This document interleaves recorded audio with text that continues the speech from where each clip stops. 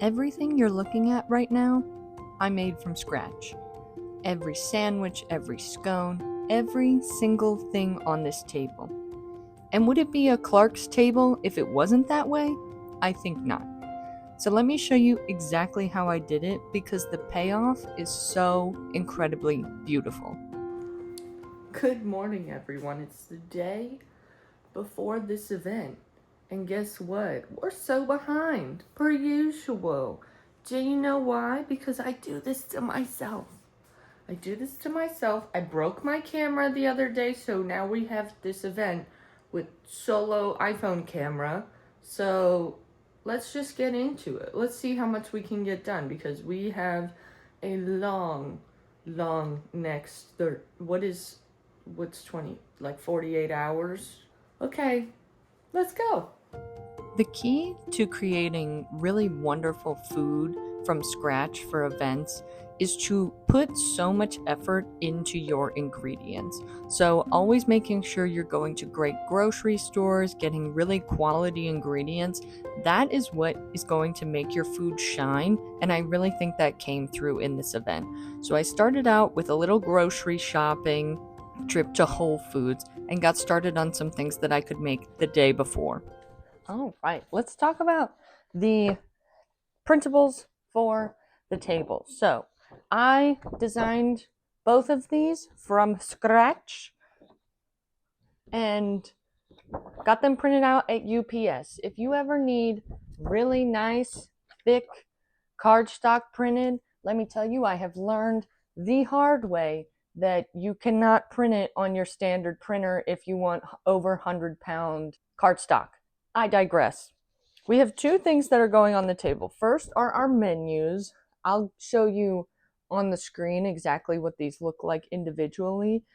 I edited these a couple times because they were really small. Even they were hard for me to see, and I have pretty dang good vision. So we made things a little bit bigger. So it does look a little crowded in the sandwich tower and dessert area. But if you want a lot of things for tea, you gotta fit them on the menu. And I want everyone to be able to see exactly what everything is. And then that way I don't have to have individual labels on the tower. So we can kind of pick and choose and go over things once we bring it out to people.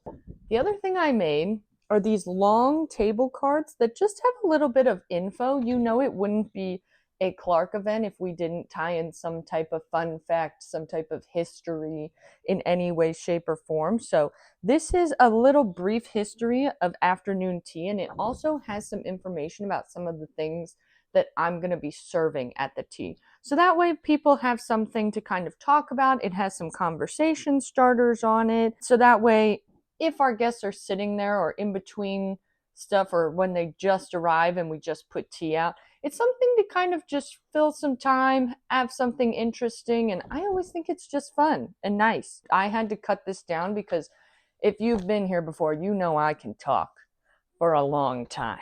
So what I'm going to do, I'm just going to cut this out straight down the middle here with like one of those slidey cutters. This one, I have a stencil on my Cricut to follow this line, so we'll have a little bit of interest in that as well. So I'll be able to cut these out two at a time, and then we will have all of our goods for the table.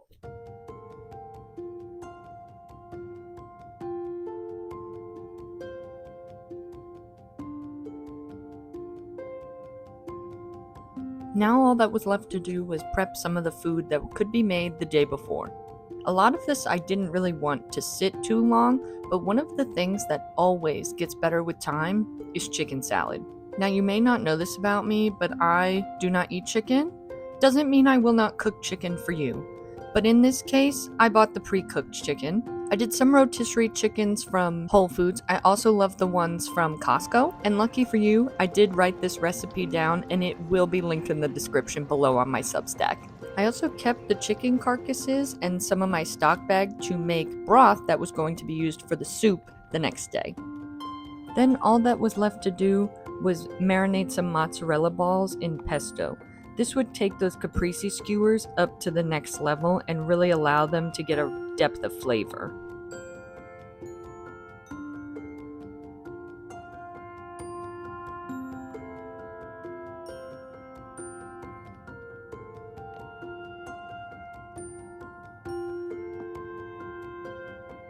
On the day of, I had 9 dishes to finish, 3 teas to brew, a table to build, and guests arriving at 1 o'clock.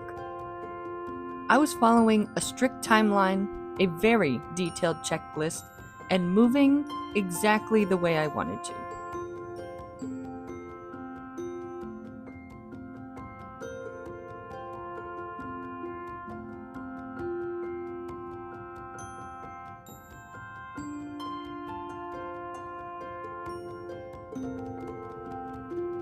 And what would be an event without a small mental crash out?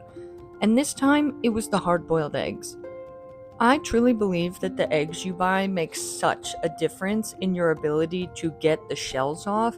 And these eggs, the shell was sticking to them so bad. I literally thought I was going to explode at one point. It was frustrating me so much. We made the best of it. We kept going, and that's all you can do. Something that saved me a ton of time was the fact that the table was already set up like this, and this was all already provided, including these cute little teapots that were perfect for the 3 types of tea we were going to be serving.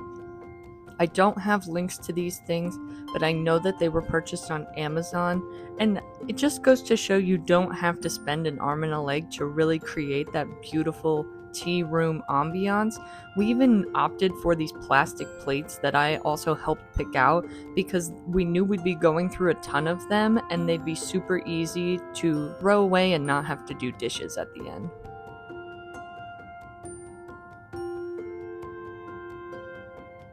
And at some point, it all just started to feel like it was coming together.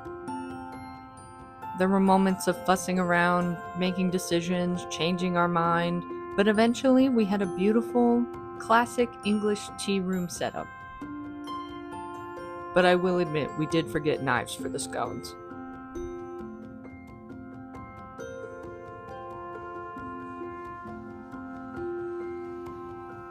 So let me give you a rundown of everything I made, everything that was served at this tea.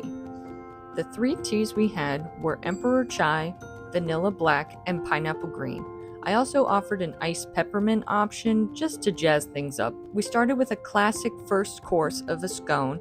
I made vanilla bean scones and a wonderful strawberry vanilla jam that was so good. It's one of my favorites, especially for strawberry season coming up. Next, I opted for a soup course, and I did my Oak Bluffs fish chowder. I did a video on this soup, and I will link it in the description, but it was really fun to share the history of this dish with the guests at this tea. I also paired that with a savory herb and sour cream scone, so that way you have something to dip. I just always think a little bread with soup is good, and of course, it's a tea, so we can never have too many scones.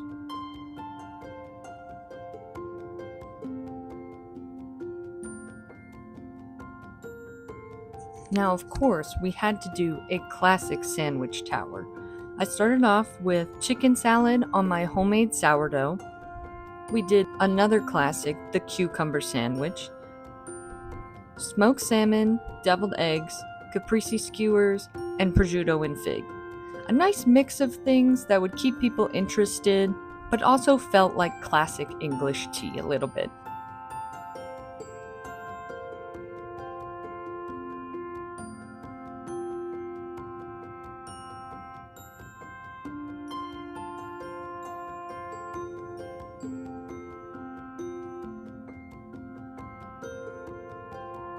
I didn't get any footage of the guests, honestly. I was too busy being present, but I think that's the point. You spend days building something beautiful so that for a few hours, nobody's looking at a screen, including me. The table was full, and then it wasn't. That's the whole story. If you want any of these recipes from today's tea, they're all going up on Substack. The link is in the description. And if you hosted or attended a tea and have thoughts, I want to hear about it in the comments. If you're new here, hi, subscribe so you don't miss what's coming next.